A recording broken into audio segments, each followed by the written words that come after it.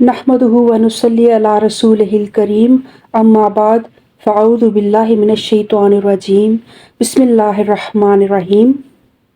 زبان کی حفاظت اور ایسی زبان کا اس طرح کا استعمال جن سے ہمارے اعمال ضائع ہو جائیں، اسی موضوع پر پچھلے لیکچر میں آپ کے ساتھ میں نے کچھ احادیث شیئر کی تھی اور آج ہم اسی موضوع کو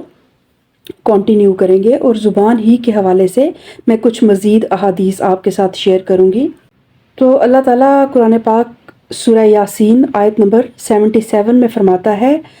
قال اللہ تعالی اولم یر الانسان انا خلقناہ من نطفۃ فاذا هو خصیم مبین۔ کیا انسان دیکھتا نہیں ہے کہ ہم نے اسے نطفہ سے پیدا کیا پھر وہ صریح جھگڑالو بن گیا۔ یعنی کہ انسان کی اصل کیا ہے؟ ایک پانی کی بوند اور مٹی، لیکن جب وہ جھگڑ رہا ہوتا ہے تو وہ اپنی اصل کو بھول جاتا ہے اور بعض اوقات تو وہ اس طرح کے جھگڑے کرتا ہے کہ وہ اللہ کے دین کے ساتھ بھی جھگڑا کرتا ہے اور اللہ کے دین کے مقابلے میں دلائل اور باتیں لے کے آتا ہے اور صریح جھگڑالو بن جاتا ہے۔ پھر اللہ تعالیٰ سورہ بقرہ آیت نمبر 204 میں فرماتا ہے، وَيُشْهِدُ اللَّهَ عَلَى مَا فِي قَلْبِهِ وَهُوَ أَلَدُّ الْخِصَامِ۔ اور اللہ تعالیٰ کا ارشاد ہے، اور جو اس کے دل میں ہے وہ اس پر اللہ کو گواہ بناتا ہے حالانکہ وہ سخت جھگڑالو ہے۔ یعنی کہ اللہ تعالیٰ کہتا ہے کہ میں تمہارے دلوں میں چھپے ہوئے رازوں کو جانتا ہوں، جو تم اپنے سینوں میں چھپاتے ہو میں ان باتوں سے بھی واقف ہوں۔ تو کچھ ایسے نادان لوگ بھی ہوتے ہیں کہ ان کے دلوں میں کفر ہوتا ہے، عناد ہوتا ہے، تعصب ہوتا ہے، لیکن وہ اپنے دل پہ اللہ کو گواہ بناتے ہیں اور کہتے ہیں کہ نہیں، ہم جیسا تو کوئی خیر خواہ ہے ہی نہیں، نہ دین کا یا کسی انسان کے لیے بھی وہ یہ رویہ رکھ سکتے ہیں، اور یہ منافقانہ روش ہے۔ اور اللہ تعالیٰ فرماتا ہے کہ حالانکہ وہ سخت جھگڑالو ہے۔ اسی طرح حضرت عروہ بن زبیر رضی اللہ تعالیٰ عنہ سے روایت ہے کہ سیدہ عائشہ رضی اللہ تعالیٰ عنہ نے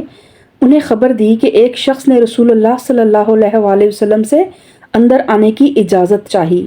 تو آپ صلی اللہ علیہ وآلہ وسلم نے فرمایا کہ اسے اجازت دے دو، اپنے قبیلے کا کتنا برا آدمی ہے۔ جب وہ شخص اندر آیا تو آپ صلی اللہ علیہ وآلہ وسلم نے اس کے ساتھ بڑی نرمی سے گفتگو کی۔ تو حضرت عائشہ فرماتی ہیں کہ میں نے عرض کیا، اے اللہ کے رسول صلی اللہ علیہ وسلم، آپ نے اس کے متعلق جو کہنا تھا ارشاد فرمایا۔ پھر اس کے ساتھ نرم گفتگو کی۔ آپ صلی اللہ علیہ وآلہ وسلم نے فرمایا، اے عائشہ، بے شک وہ آدمی بدترین ہے جسے اس کی بد کلامی کے ڈر سے لوگ چھوڑ دیں۔ یعنی کہ کسی انسان کے بارے میں آپ اپنے تجربے کی بنا پر یا آپ اس انسان کے ساتھ کچھ معاملات کر چکے ہیں اور آپ اس کے مزاج سے واقف ہیں، تو پھر اپنے اہل و عیال کو اس کے کردار یا اس کے مزاج کے بارے میں آگاہ کر دینا یہ کوئی غیبت کے زمرے میں نہیں آتا۔ لیکن کتنا بھی کوئی انسان برا ہو، آپ صلی اللہ علیہ وآلہ وسلم کی ہم ان کا طریقہ دیکھتے ہیں کہ انہوں نے اس کے ساتھ بڑے اچھے انداز سے گفتگو کی، نرم گفتگو کی۔ تو ہم نے اپنے معیار سے گرنا نہیں ہے، ہم نے اپنے اخلاق کے معیار سے گرنا نہیں ہے، اور ہم نے اچھے طریقے سے ہی اس انسان کے ساتھ بات کرنی ہے۔ لیکن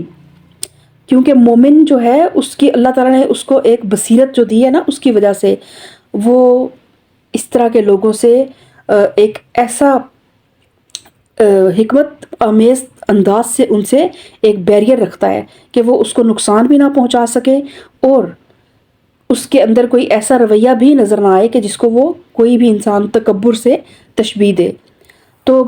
ایک میانہ روی کے ساتھ ایک ایسا معاملہ اس کے ساتھ کریں کہ وہ اس کے اندر جو برائی ہے نا، وہ برائی کے اوپر اور زور نہ پکڑ لے کہ اچھا میرے ساتھ سم ٹائمز ہم کسی انسان کو برا کر دیتے ہیں، مزید وہ اس کے اندر تو برائی ہوتی ہے لیکن ہم اس کے ساتھ ایسا رویہ رکھتے ہیں کہ وہ پھر اپنی برائی پہ ڈھیٹ ہو جاتا ہے۔ تو اس رویے سے بھی منع کیا گیا ہے اور اس کو آپ اپنے اچھے انداز سے اس کے ساتھ ڈیلنگ کریں۔ اور پھر سیدہ عائشہ رضی اللہ تعالیٰ عنہ سے روایت ہے کہ نبی کریم صلی اللہ علیہ وآلہ وسلم نے فرمایا، بے شک اللہ تعالیٰ کے یہاں سب سے زیادہ ناپسندیدہ آدمی وہ ہے جو سخت جھگڑالو ہو۔ تو آج ہمارے معاشرے میں اس انسان کو شاید زیادہ اس انسان کا ذرا خیال رکھا جاتا ہے، اس کی ناراضگی سے ڈر کے، اس کی ناراضگی سے ڈر کے یا اس کے مزاج کی برہمی کی وجہ سے لوگ اس کی رسپیکٹ کرتے ہیں، لیکن اللہ تعالیٰ کے نزدیک وہ انسان سب سے زیادہ ناپسندیدہ ہے، جو بات بے بات جھگڑنے والا ہو، جو یہ کہتا ہو میں تو بہت بولڈ ہوں اور میں تو زبان دل میں بات رکھتا ہی نہیں ہوں، میں تو فوراً بول دیتا ہوں۔ تو یہ خوبیاں نہیں ہیں، یہ خامیاں ہیں، اور اللہ تعالیٰ نے ان چیزوں کو سخت ناپسند کیا ہے۔ پھر سیدنا انس بن مالک رضی اللہ تعالیٰ عنہ سے روایت ہے کہ نبی کریم صلی اللہ علیہ وآلہ وسلم نے فرمایا، کیا تم جانتے ہو کہ چغلی کیا ہے؟ صحابہ کرام نے عرض کیا، اللہ اور اس کا رسول بہتر جانتے ہیں۔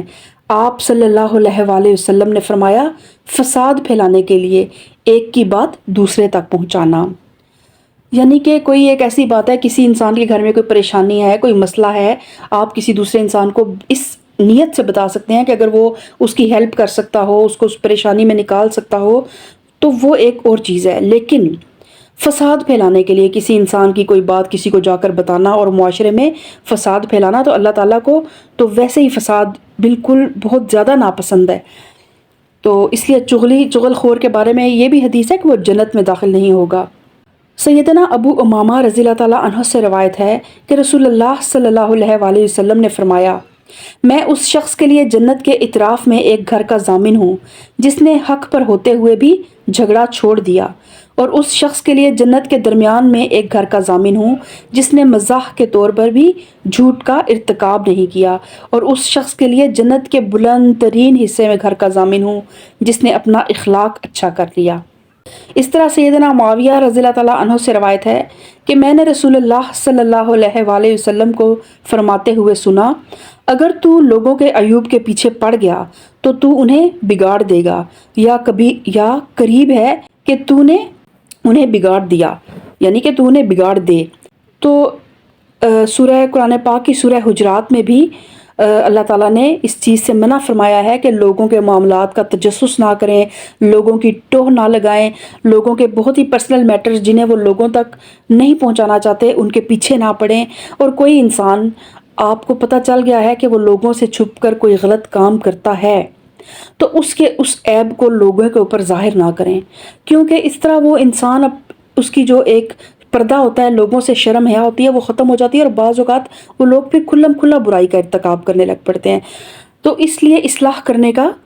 کوئی ایسا طریقہ استعمال کریں کہ ایسے شخص کو، اگر آپ کے ساتھ اس کا تعلق ایسا ہے کہ وہ آپ کی بات کو کوئی اہمیت دیتا ہے، تو پھر تنہائی میں اس کو اچھے طریقے سے کسی اور انسان کی مثال دے کر یہ بات سمجھائیں کہ فلاں انسان ایسے کرتا ہے، بجائے اس کے کہ اس کو ڈائریکٹ ٹارگٹ کر کے تو آپ اس کی سیلف رسپیکٹ کو بھی ختم کریں اور اس کو گناہ پہ جم جائے وہ۔ تو اس طرح کے رویے سے اجتناب کرنا ہے، کیونکہ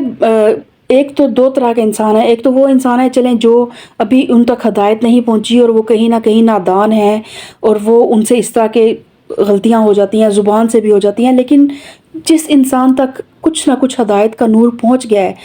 اس انسان کے اوپر بہت بہت بھاری ذمہ داری آتی ہے۔ اس انسان نے نصیحت کرنے کا بھی انداز ایسا رکھنا چاہیے کہ اس کا فائدہ ہو، ایسا نہ ہو کہ آپ کی نصیحت الٹا اگلے انسان کو نقصان پہنچا دے۔ سیدنا عبداللہ رضی اللہ تعالیٰ عنہ نے بیان کیا کہ نبی کریم صلی اللہ علیہ وآلہ وسلم نے فرمایا کہ مسلمان کو گالی دینا فسق ہے اور اس سے جنگ کرنا کفر ہے۔ اور اسی طرح سیدنا ابو ہریرہ رضی اللہ تعالیٰ عنہ سے روایت ہے کہ نبی کریم صلی اللہ علیہ وآلہ وسلم نے فرمایا، اے اللہ، میں نے جس مومن کو بھی برا بھلا کہا ہو تو اس کے لیے اسے قیامت کے دن اپنی قربت کا ذریعہ بنا دیں۔ اور یہ دعا جو ہے آپ بھی مانگا کریں، کیونکہ ہم انسان ہیں، دن میں پتہ نہیں کتنی بار ہم اپنے ہی بہن بھائیوں کے بارے میں، اپنے عزیز و اقارب کے بارے میں کچھ ایسی باتیں ہمارے منہ سے نکل جاتی ہیں جو اللہ کے نزدیک ناپسندیدگی کا باعث بنتی ہیں اور ہمارے اعمال کو ضائع کرنے کا باعث بنتی ہیں۔ تو اپنے مسلمان بہن بھائیوں کے لیے دعا کیا کریں، اپنے الفاظ میں کر رہے ہیں کہ ہم نے جو بھی ان کے خلاف کوئی بری بھلی بات کہی ہے تو اس کو معاف کر دے اور اس چیز کو قیامت کے دن اس انسان کے لیے اپنی قربت کا ذریعہ بنا دے۔ اور اسی طرح سیدنا ابو ہریرہ رضی اللہ تعالیٰ عنہ سے روایت ہے کہ نبی کریم صلی اللہ علیہ وآلہ وسلم سے سوال کیا گیا کہ کون سے اعمال انسانوں کے زیادہ جنت میں جانے کا سبب بنیں گے۔ آپ صلی اللہ علیہ وآلہ وسلم نے فرمایا اللہ کا ڈر اور اچھا اخلاق، اور پوچھا گیا کہ کون سی چیزیں انسانوں کے زیادہ جہنم میں جانے کا سبب ہوں گی؟ آپ نے فرمایا 2 خالی چیزیں، منہ اور شرمگاہ۔ تو اللہ کا ڈر محفلوں میں بھی، تنہائیوں میں بھی، ہر موقع پہ تقویٰ آپ کے دل میں ہو، یہ احساس آپ کے دل میں ہو کہ میرا اللہ مجھے دیکھ رہا ہے۔ تو یہ رویہ، یہ چیز جب ہمارے اندر آ جاتی ہے تو پھر انسان ایک کانشیس چلا جاتا ہے سینیریو میں، اور پھر کافی حد تک اس کی غلطیاں کنٹرول میں ہو جاتی ہیں۔ اور اس کے علاوہ اچھا اخلاق، اور یہ جو بھی ہم زبان کے بارے میں بھی احادیث ہیں، اور آگے مزید مختلف موضوعات پر احادیث شیئر کروں گی، یہ ساری احادیث پر اگر ہم عمل کریں تو کوئی شک نہیں کہ ہمارا اخلاق ویسا ہی ہو جائے گا جیسا کہ نبی کریم صلی اللہ علیہ وآلہ وسلم کی امت کے کسی فرد کا کردار ہونا چاہیے، یا جو مومن کا اخلاق ہونا چاہیے۔ اور اس کے علاوہ 2 خالی چیزیں، منہ اور شرمگاہ۔ تو منہ کے اندر کیونکہ یہ زبان ہے، اور یہ زبان ایک ایسی چیز ہے جو ہمیں جہنم کے گڑھوں میں گرا دیتی ہے، تو اس زبان کی حفاظت کرنا، اور پھر اپنے جو ہے تعلقات میں بہت زیادہ پاکیزہ رکھنا اور حرمت کا خیال رکھنا، اور اس ٹائپ کی کسی بھی بے راہ روی سے اپنے آپ کو بچانا، جو ہے ہمیں جنت میں لے جانے کا انشاءاللہ تعالیٰ باعث بنے گا۔ اور اللہ تعالیٰ ہمیں ہمارے اخلاق کو بہت اچھا کرے۔ اللہ تعالیٰ ہمیں نبی کریم صلی اللہ علیہ وآلہ وسلم کی اسوہ حسنہ پہ چلنے کی توفیق عطا فرمائے، اور اللہ تعالیٰ ہمیں امت مسلمہ کے وہ افراد بنائے جو ساری دنیا کے لوگوں کے لیے ایک مثال ہوں، ان کا کردار، ان کی سیرت، ان کے اخلاق، ان کے قول، ان کے فعل، ان کے معاملات۔ اللہ تعالیٰ ہمیں صراط مستقیم پہ چلنے کی توفیق عطا فرمائے، آمین۔ اللہم صلی علی محمد وعلی آل محمد کما صلیت علی ابراہیم وعلی آل ابراہیم انک حمید مجید۔ اللہم بارک علی محمد وعلی آل محمد کما بارکت علی ابراہیم وعلی آل ابراہیم انک حمید مجید۔